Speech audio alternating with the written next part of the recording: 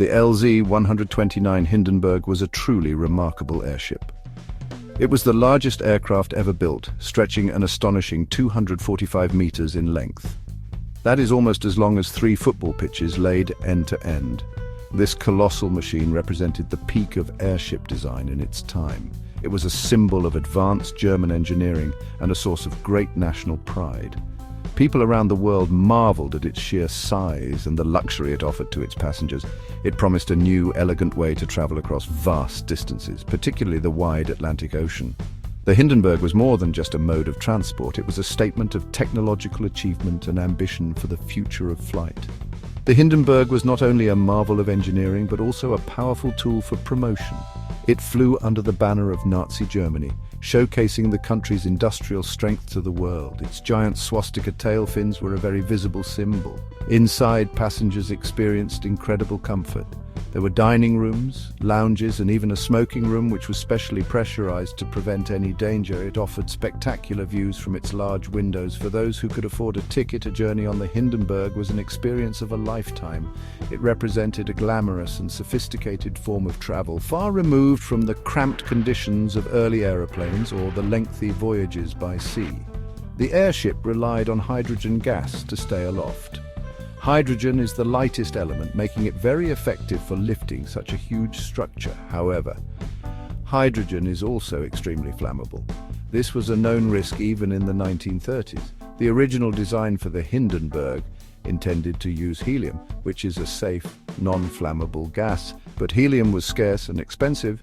The United States had most of the world's supply and had placed an embargo, refusing to sell it to Germany due to political tensions and military concerns, so the builders had to use hydrogen, a decision that would prove to have devastating consequences for this magnificent flying machine.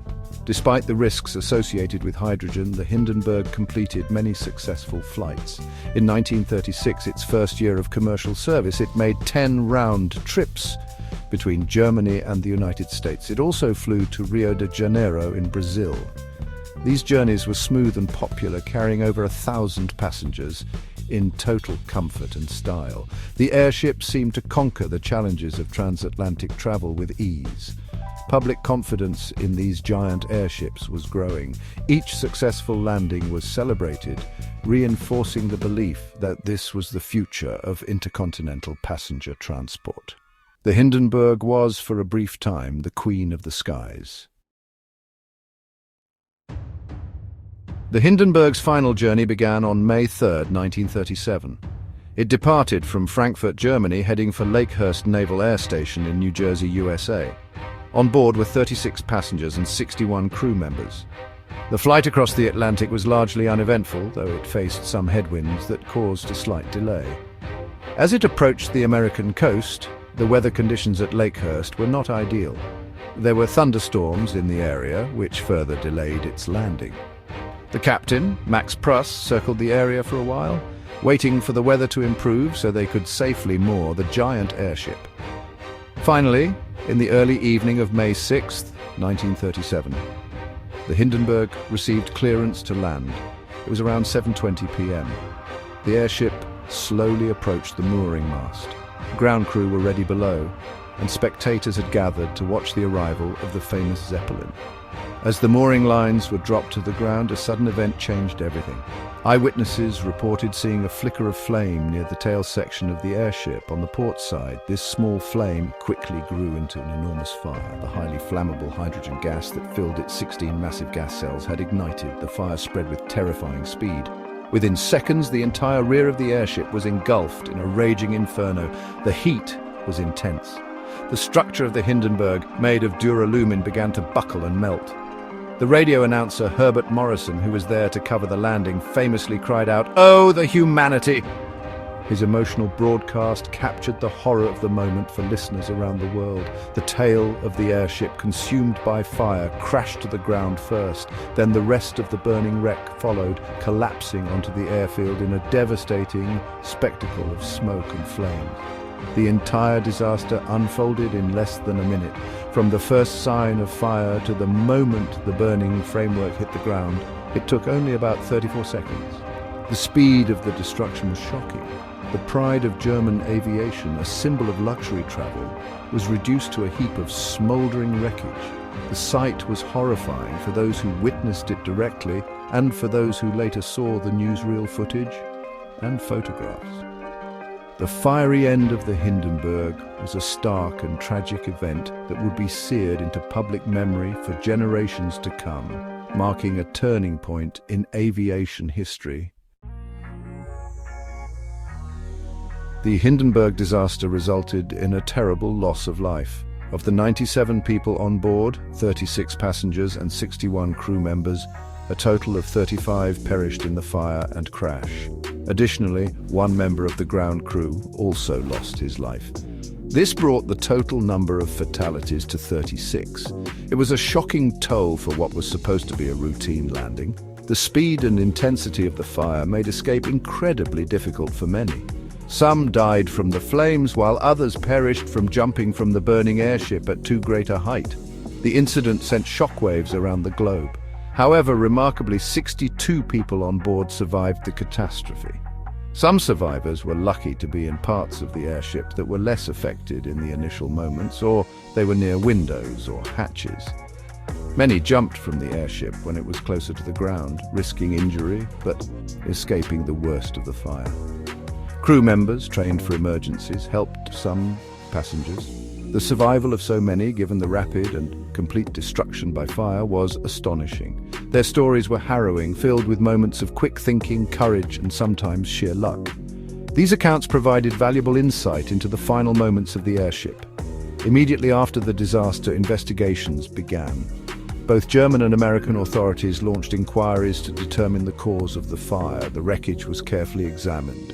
Eyewitnesses, including survivors and ground personnel, were interviewed. The main question was, what ignited the hydrogen? It was clear that the hydrogen had fueled the inferno, but the source of the initial spark or flame was a mystery. Finding a definitive answer was crucial, not just for understanding this tragedy, but also for the future of airship travel. The investigators faced a difficult task, piecing together evidence from the tangled, burnt remains. Several theories emerged. The most widely accepted theory, known as the static spark theory, suggested that a buildup of static electricity on the airship's outer cover discharged as a spark. This spark then ignited, leaking hydrogen.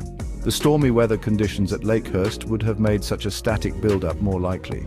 Another theory, sometimes called the incendiary paint theory, proposed that the chemical composition of the airship's outer skin was highly flammable and was ignited first, then setting the hydrogen alight. Sabotage was also considered, as political tensions were high, but no credible evidence was ever found to support this, and it was largely dismissed by official inquiries. The Hindenburg disaster had an immediate and devastating impact on public perception of airships. Before the incident, Zeppelins were seen as a glamorous and promising mode of long-distance travel. But the graphic images and newsreel footage of the Hindenburg consumed by fire crashing to the ground in New Jersey were broadcast worldwide. This created a powerful and lasting image of danger. People became deeply fearful of traveling in hydrogen-filled airships. The trust that had been built up over years of successful flights vanished almost overnight. The fiery spectacle was too shocking to ignore. The disaster effectively marked the end of the era of large, rigid, passenger-carrying airships. While some smaller blimps continued to be used, particularly for advertising or military surveillance, the dream of giant Zeppelins ferrying passengers across oceans was over. The Zeppelin Company, which built the Hindenburg, suspended its transatlantic flights. No company could risk another such catastrophe, and no passengers were willing to take such a perceived risk.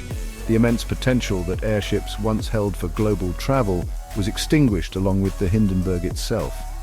The precariousness of using flammable hydrogen had been tragically demonstrated to the entire world. The demise of the passenger airship accelerated the development and adoption of heavier-than-air aircraft, namely aeroplanes.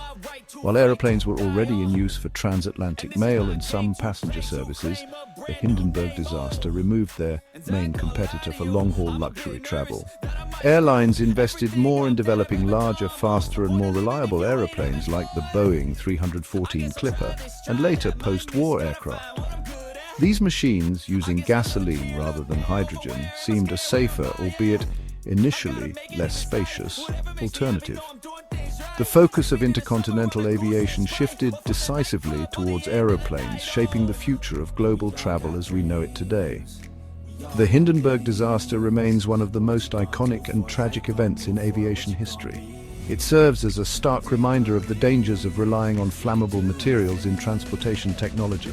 The phrase, "Oh, the humanity," has become synonymous with sudden, shocking disasters. The event underscored the importance of safety in all forms of travel and led to stricter regulations. While modern airships using non-flammable helium do exist for niche purposes, the grand vision of the early 20th century for giant passenger airships ended in the flames at Lakehurst. It was a fiery conclusion to a bold chapter in human flight.